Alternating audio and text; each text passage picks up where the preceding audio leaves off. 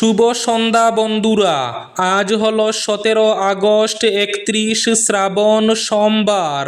আজকের সন্ধ্যার বিশেষ বিশেষ খবরগুলি হলো: আজ আবার মুখ্যমন্ত্রী হিমন্ত বিশ্ব শর্মাকে প্রাণনাশের হুমকি, ফেসবুক পোস্টে খুনের হুমকি।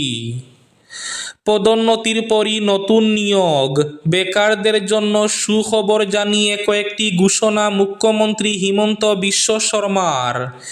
এক আজব ঘটনা, চুরি করতে গিয়ে গুম, গ্যাস সিলিন্ডার সহ হাতে নাতে ধরা পড়ল চোর। দলাইয়ের চন্দ্রপুরে প্রাকৃতিক গ্যাসের সন্ধান, ওএনজিসির ড্রিলিংয়ে সাফল্যের ইঙ্গিত।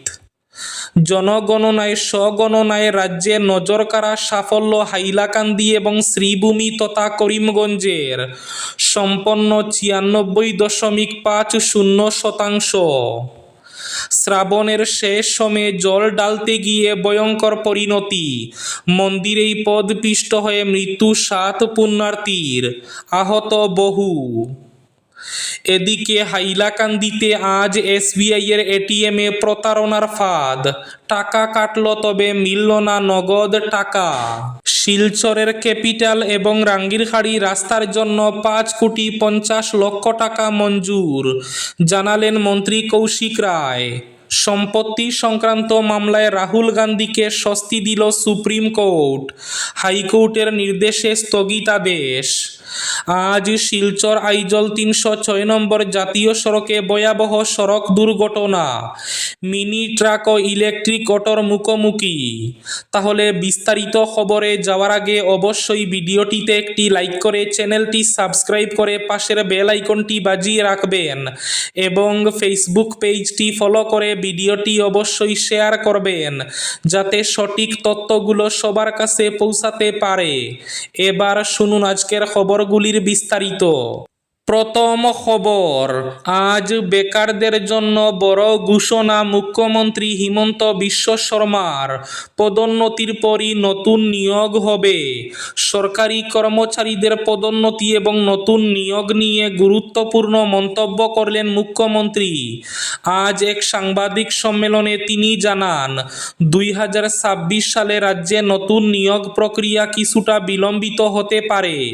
প্রথমে সরকারি কর্মচারীদের পদোন্নতির কাজ সম্পন্ন করা হবে। এরপর পদোন্নতির ফলে বিভিন্ন বিভাগে নতুন পদ সৃষ্টি হলে সেই পদগুলিতে নিয়োগ দেওয়া হবে। ফলে 2027 সালে নতুন নিয়োগ শুরু হওয়ার সম্ভাবনা রয়েছে। মুখ্যমন্ত্রী জানান, 2026 সালে প্রয়োজনীয় শূন্য পদ চিহ্নিতকরণ ও পদোন্নতির প্রক্রিয়া সম্পন্ন হবে। পদোন্নতি শেষ হওয়ার পর বিভিন্ন সরকারি বিভাগে নতুন পদ তৈরি হবে। সেই পদগুলির ভিত্তিতে পরবর্তী সময়ে নিয়োগ প্রক্রিয়া শুরু হবে।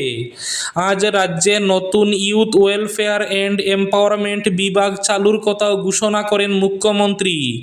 যুব কমিশন, এনসিসি, নিয়োগ এবং দক্ষতা উন্নয়ন সংক্রান্ত বিষয় এই নতুন বিভাগের অধীনে থাকবে। আগামী 17 সেপ্টেম্বর প্রধানমন্ত্রী নরেন্দ্র মোদীর জন্মদিনে বিভাগটির আনুষ্ঠানিক উদ্বোধন করা হবে বলে জানান মুখ্যমন্ত্রী।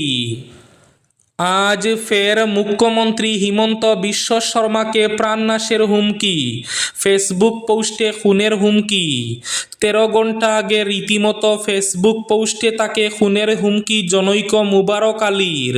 ফেসবুক পোস্টে দাবি করা হয়েছে, 2 কোটি টাকা পেলেই মধ্য অসমে খুন করা হবে অসমের মুখ্যমন্ত্রীকে।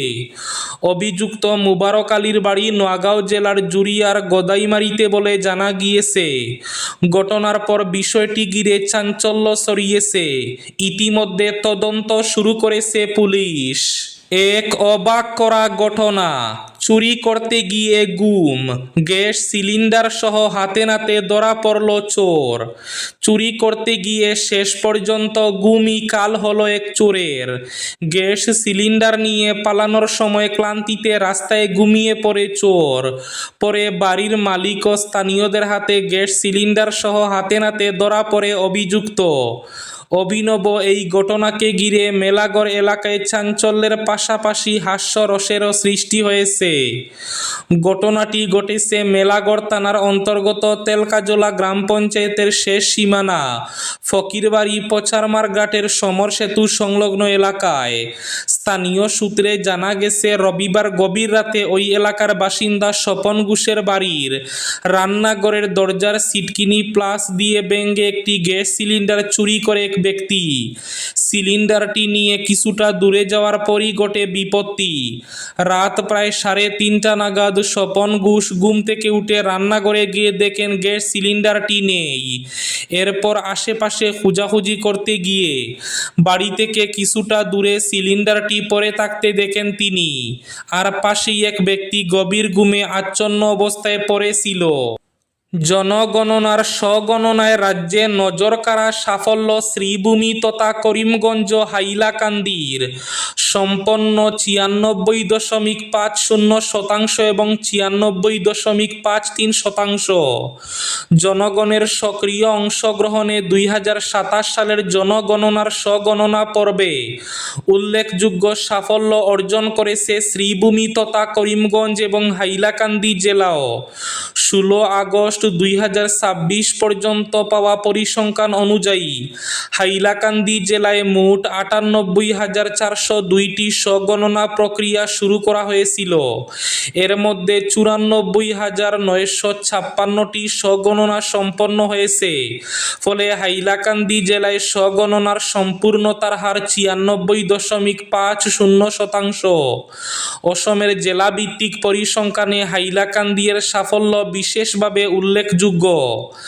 রাজ্য জুড়ে একই সময়ে মোট 12,03,983টি স্বগণনা শুরু হলেও সম্পন্ন হয়েছে 11,46,763টি, অর্থাৎ রাজ্যের সামগ্রিক সম্পূর্ণতার হার 95.25%।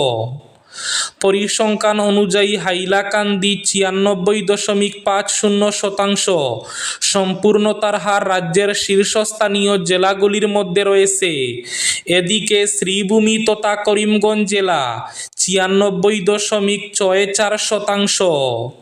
হাইলাকান্দির এসবিআই এটিএমে প্রতারণার ফাঁদ, টাকা কাটল তবে মিলল না নগদ। হাইলাকান্দির এসবিআই এটিএমে এক প্রতারণার ফাঁদ। এটিএমে টাকা তুলতে গিয়ে প্রতারণার শিকার গ্রাহক। ক্যাশ বেরোনোর জায়গায় বসানো অতিরিক্ত বক্স। এটিএমে টাকা তুলতে গেলেন গ্রাহক, অ্যাকাউন্ট থেকে টাকা কাটল, মোবাইলে মেসেজ এলো, কিন্তু এটিএম থেকে হাতে এলো না নগদ টাকা। হাইলাকান্দি শহরের পাবলিক স্কুল রোড এলাকায় পিএইচই এর পাশে থাকা এসবিআই এটিএমকে ঘিরে সামনে এসেছে এমনই চাঞ্চল্যকর প্রতারণার অভিযোগ। এটিএমের যেখান দিয়ে টাকা বেরিয়ে আসে সেই ক্যাশ আউটলেটে কৌশলে বসানো হয়েছিল একটি অতিরিক্ত বক্স। ফলে গ্রাহক টাকা তোলার পর লেনদেন সম্পূর্ণ হলেও নগদ টাকা আটকে যাচ্ছিল ওই বক্সে। প্রথম দিকে অনেক গ্রাহক বিষয়টিকে এটিএম এর টেকনিক্যাল প্রবলেম বলে মনে করে সেখান থেকে চলে যান, কিন্তু এক গ্রাহক টাকা তোলার পরও হাতে নগদ না পেয়ে বিষয়টি খতিয়ে দেখতে শুরু করেন। আর তখনই তার নজরে আসে এটিএম এর ক্যাশ বেরোনোর জায়গায় লাগানো অস্বাভাবিক সেই অতিরিক্ত বক্স। বিষয়টি বুঝতে পেরে সঙ্গে সঙ্গে পুলিশ ও ব্যাংক কর্তৃপক্ষকে খবর দেওয়া হয়। খবর পেয়ে ঘটনাস্থলে বিষয়টি খতিয়ে দেখা শুরু করে ব্যাংক কর্তৃপক্ষ। ইতিমধ্যে কতজন গ্রাহকের শিকার হয়েছেন, ঘটনার পেছনে কোনো প্রতারণা চক্র রয়েছে কিনা তা খতিয়ে দেখা হচ্ছে। ভয়াবহ সড়ক দুর্ঘটনা, শিশুসহ গুরুতর আহত 3 জন।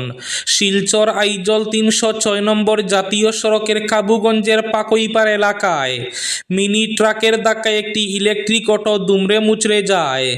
আজ সোমবার দুপুর 1:30 নাগাদ এই দুর্ঘটনাটি ঘটে।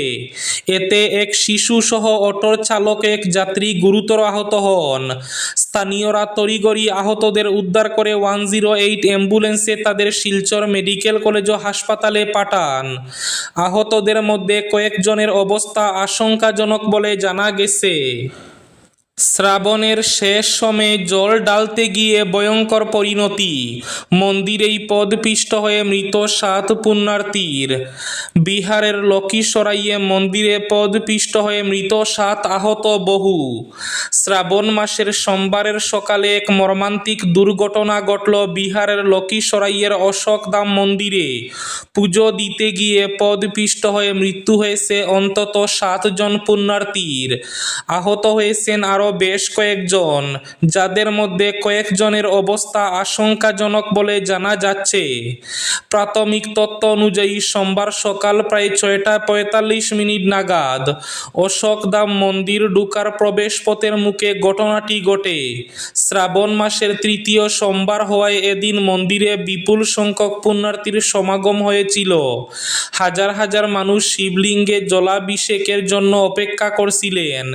ভিড় বাড়তে বাড়তেই পরিস্থিতি নিয়ন্ত্রণের বাইরে চলে যায়। ঘটনার কারণ নিয়ে এখনও পুরোপুরি নিশ্চিত হওয়া যায়নি। প্রাথমিক রিপোর্টে জানা যাচ্ছে, মন্দিরের কাছে একটি বিদ্যুতের তার ছিঁড়ে পড়ে যাওয়ার পর আতঙ্ক ছড়িয়ে পড়ে। সেই তারে বিদ্যুৎ রয়েছে বলে ভিড়ের মধ্যে আতঙ্ক তৈরি হয়। আতঙ্কিত ভক্তদের একাংশ হঠাৎ সরে যেতে শুরু করলে পরিস্থিতি আরও ঘোরালো হয়ে ওঠে। দলাইয়ের চন্দ্রপুরে প্রাকৃতিক গ্যাসের সন্ধান, ওএনজিসির ড্রিলিংয়ে সাফল্যের ইঙ্গিত। কাছাড়ের দলাই বিধানসভা এলাকার আমরাঘাট সংলগ্ন চন্দ্রপুর গ্রামে প্রাকৃতিক গ্যাসের সন্ধান পাওয়ার খবরে এলাকা জুড়ে তৈরি হয়েছে উৎসাহ এবং কৌতূহল। স্থানীয় সূত্রের দাবি, চন্দ্রপুরের ধর্মীখাল জিপি এলাকায় দীর্ঘদিন ধরে তেল ও প্রাকৃতিক গ্যাসের অনুসন্ধান চালিয়ে আসছে রাষ্ট্রায়ত্ত সংস্থা ওএনজিসি। সম্প্রতি সেখানে ড্রিলিংয়ের পর মাটির নিচে গ্যাসের উপস্থিতির ইঙ্গিত মিলেছে বলে জানা গেছে। স্থানীয় বাসিন্দারা জানান, গত 2-3 দিন ধরে ড্রিলিং এলাকা থেকে পাইপের মাধ্যমে গ্যাস বের হতে দেখা যাচ্ছে। ওই গ্যাসে আগুন জ্বালানো হয়েছে। দূর থেকেই আগুনের শিখা দেখা যাওয়ায় বিষয়টি ঘিরে স্থানীয়দের মধ্যে ব্যাপক আগ্রহ তৈরি হয়েছে। এবার শেষ খবরটি, সম্পত্তি সংক্রান্ত মামলায় রাহুল গান্ধীকে স্বস্তি দিল সুপ্রিম কোর্ট। হাইকোর্টের নির্দেশে স্থগিতাদেশ। লোকসভার বিরোধী দলনেতা তথা কংগ্রেসের শীর্ষ নেতা রাহুল গান্ধীর বিরুদ্ধে আয়ের সঙ্গে সঙ্গতিহীন সম্পত্তির অভিযোগের মামলায় আজ সোমবার সুপ্রিম কোর্টের তরফে নির্দেশ দেওয়া হয়েছে যে এলাহাবাদ হাইকোর্ট যেন রাহুল গান্ধীর বিরুদ্ধে চলা এই মামলার বিচার প্রক্রিয়া এখনই এগিয়ে না নিয়ে যায়। এর আগে এলাহাবাদ হাইকোর্ট কেন্দ্রীয় গোয়েন্দা সংস্থা সিবিআই এবং এনফোর্সমেন্ট ডিরেক্টরেট অর্থাৎ ইডিকে রাহুলের আয়ের উৎসের অতিরিক্ত সম্পত্তি রয়েছে কিনা সেই অভিযোগ খতিয়ে দেখতে এবং তা যাচাই করার নির্দেশ দিয়েছিল। হাইকোর্টের সেই নির্দেশকে চ্যালেঞ্জ জানিয়ে সুপ্রিম কোর্টের দ্বারস্থ হন রাহুল গান্ধী। সেই আবেদনের শুনানির পর শীর্ষ আদালত হাইকোর্টের নির্দেশে স্থগিতাদেশ দিয়ে আইনি স্বস্তি দিল। এই ছিল আজকের সন্ধ্যার বিশেষ খবরগুলি। ভিডিওটি অবশ্যই লাইক করে শেয়ার করে দেবেন।